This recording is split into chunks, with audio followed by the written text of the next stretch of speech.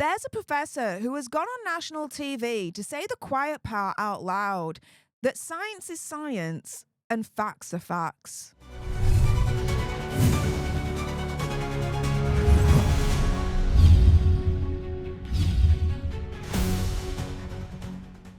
Hey up everyone and welcome to Political Nerds. I'm Steph the Alter Nerd, your nerdy political guide from Washington DC to Westminster and beyond. In today's video I'm going to discuss how a professor of biology and a fertility expert right here, Professor Robert Winston, is saying the quiet part out loud when it comes to identity and biological sex. Now, do your own research, come to your own conclusions, and as a disclaimer, I'm not inciting hatred to anyone or a particular group, religion, etc. Be who you want to be. Identify how you want to identify as. However, facts are facts and science is science. So let's jump into it with this. Here you have Professor Robert Winston appearing on national TV on BBC's Question Time. And before we get to what he says about identity and biological sex, just a little bit of background as to who he actually is. Now, he is a professor of science and society and an emeritus professor of fertility studies at Imperial College London. In the 1970s, he developed gynecological surgical techniques that improved fertility treatments. He later pioneered new treatments to improve IVF and developed pre-implantation diagnosis. He now runs a research program at the Institute of Reproductive and Developmental Biology at Imperial College that aims to improve human transplantation. He has over 300 scientific publications about human reproduction and the early stages of pregnancy. He's also the chairman of the Genesis Research Trust, a charity which raised over £13 million to establish the Institute of Reproductive and Developmental Biology, and which now funds high-quality research into women's health and babies. So this professor, to no one's shock really at this point, knows what he's on about when he's talking about identity and biological sex. He's got the credentials, he's got the qualifications, he's got the expertise, he's got the experience. He knows what he's talking about. Now, just to give you a little bit of an idea of where I am in this whole debate, I do believe, yes, if you want to transition from a man to a woman or vice versa, go for it. As long as it does not affect my rights and my freedoms as a female-born human, absolutely fine. Not a problem with it whatsoever, okay? However, if, let's say, just for example, a man was to transition into a woman, they're not 100% female. Why? Because they will never have periods. They will never be able to get pregnant. Just for example. So they will never 100% be female. And so that's where I stand in this whole debate. Now, let's get on to Professor Robert Winston and what he says right here. I will say this categorically, that you cannot change your sex. I was rather hoping that you'd be interested in my opinion as a biologist, which seems rather more important, because I'm going to say I'm just saying it only because the issue of academic freedom isn't solely I'm about to say something which will mean that you'll probably want to edit the programme when I finish, but basically... Okay. Right. OK, we're all braced for it. I will say this categorically, that you cannot change your sex. Your sex actually is there in every single cell in the body. You have a chromosomal sex, you have genetic sex, you have hormonal sex, you have all sorts of different kinds of psychological, brain sex, they're all different. And we are very confused about this, unfortunately, and regrettably, it's got into this argument that people are will now accuse me of being transphobic. Well, obviously, there are trans people who say you absolutely can do that. Well, unfortunately, you can't say this publicly. This is one of the big problems. Even saying this on this programme undoubtedly will result in my getting a huge amount of hate mail. It always does. But I do think it's a big issue about the attitudes. There are, of course, issues which are important about young people who are confused about their sex, but we won't go down that route here. But it does affect a whole lot of issues in schools and elsewhere in our society. Of course, we should accept people as they are. Overall, I think it's a very sad thing that we can't discuss biological science without actually getting completely caught up emotionally with something which is really completely wrong.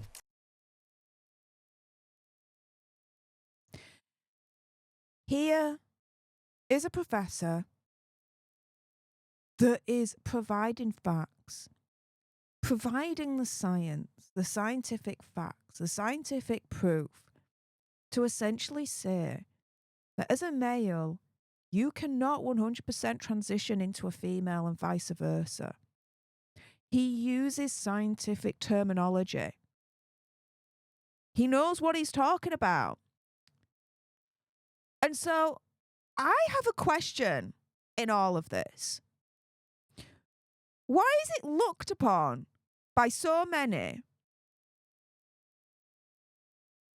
as when you say something that's scientific, that goes against their belief of transitioning, that it's then transphobic? Why is it transphobic to discuss the science of it all? To turn around and say the science is telling us, the empirical evidence is telling us that you cannot 100% transition into a woman and vice versa. Why are people calling that transphobic? Why are people, essentially in my mind, calling science transphobic? Science has no kind of fight in this. They have no claim in this fight. Science is completely neutral. What it does is it just gives you the facts of the reality of the situation. It's not there to bend to someone's will or ideology. It provides the cold, hard truth of the reality of this world. So when people point out the science, when it comes to biological sex and identity, why are people saying that that's transphobic? Why are people saying that it's transphobic to discuss the science of it all? To point out the science of it all?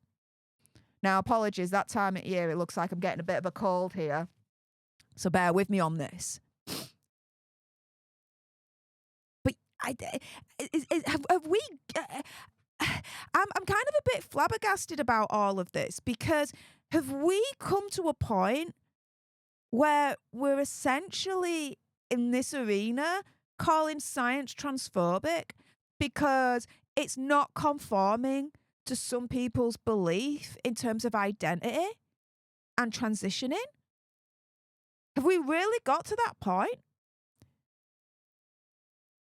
Why are people trying to argue against the science when science has all the receipts and the proof to back itself up? Let's put it this way, right? No one is arguing the science of, let's say, photosynthesis.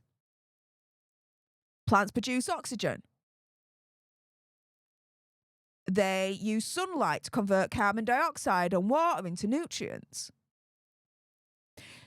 I don't hear anyone arguing this point, arguing the science of photosynthesis, of the transitioning of sunlight, carbon dioxide, water into nutrients, producing oxygen. I don't see anyone arguing against the science of all of that. So why are people arguing against the science of biological sex? And why, when anyone points out the science of it all, why are they being called transphobic? Why is the science, therefore, then in conjunction with that being called transphobic? I'm at a loss and confused as to why anyone or how anyone could argue against the science of biological sex. You were either born male or female, biologically. That's it. That's fact. As Professor Robert Winston said in that clip, there are a whole load of physical, biological things that you have inside your body that determines whether you are biologically male or female. Now, where I go with this, as I said before, is okay if a man wants to transition into a woman or vice versa, fine, as long as it doesn't infringe on my rights as a female-born human being and my freedoms. Okay, fine. However, let's say male transitions into a female, they're not 100% female. No matter how hard they try and bang that drum, the science is the science. You're not 100% female. You cannot have periods. You cannot get pregnant. You do not have the biology within your body to be able to do any of those things, just for example. Therefore, biologically, you're not 100% female. You're as female as you can be, physically, yes, but not 100%. And that's my stance on it. But again, why is it transphobic to point out the science of all of this? Why are people, by extension, as far as I'm concerned, therefore calling science transphobic in all of this? Science is science, facts are facts. And Professor Robert Winston, to his credit, was certainly brave to go on to national TV on BBC, of all places, to actually point this out. And if he does get hate mail, then that should be condemned. That's deplorable. There should be no hate at any point from any side. Take the hate out. Let's have a conversation about this. However, what is indisputable, immovable, what cannot be argued around is the science of it all. Biological sex. No matter how hard you want science and biological sex to bend to your will, to your ideology, it's just not going to happen. And as far as I'm concerned, people have to accept the notion that some people want to transition. They want to go from male to female, female to male. However, what also has to be accepted in my mind is that if a male transitions to a female, for example, they can never be 100% female. Why? Because the science literally tells us this. And that is not transphobic to point out and say. Science is science, facts are facts. With that being said, if you appreciated this video and you want more, and believe me, of course, there's going to be more, you do not want to miss my next video, then make sure you subscribe to join our Alternerd tribe here at Political Nerds. Like, share, comment down below your opinion, conspiracy theories, whatever. What do you think to this particular topic? Keep it respectful, you guys. Thank you so much for tuning into this video. I appreciate all your faces. And until the next time, you guys, laters.